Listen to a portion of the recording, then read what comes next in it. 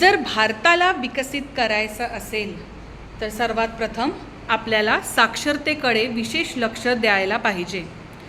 जर प्रत्येक व्यक्ती हा साक्षर झाला तर कुठल्याही मोठ्या संकटाला व परीक्षेला तो सामोरे जाऊ शकतो. त्यासाठी प्रत्येक व्यक्ती हा सर्वप्रथम साक्षर झाला पाहिजे असं मला वाटतं.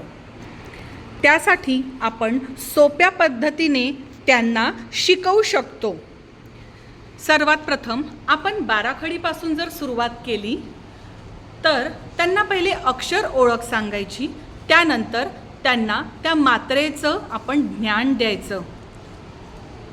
जेव्हा त्यांना मात्रा व अक्षर ओळख झाली त्यानंतर छोटे छोटे जोड शब्द, विशेष म्हणी, व्याकरणावरती अशा अनेक शब्दसंपत्तीकडे आपण त्यांना घेऊन जाऊ शकतो.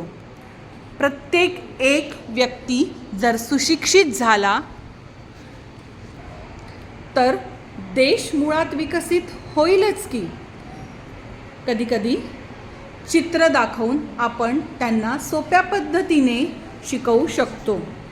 जसे विरुद्ध शब्द जर त्यांना शिकवायचं झालं तर आपण आनंदी, दुःखी, वर खाली, उघडे बंद, उलटा सरळ अशा विविध माध्यमांद्वारे आपण एका असाक्षर व्यक्तीला साक्षरतेकडे घेऊन जाऊ शकतो असं आम्हाला वाटते.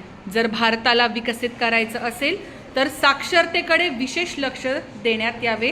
कुठल्याही प्रकारे कुठल्याही गावात, शहरात, खेड्यात कोणीही असाक्षर राहणार नाही.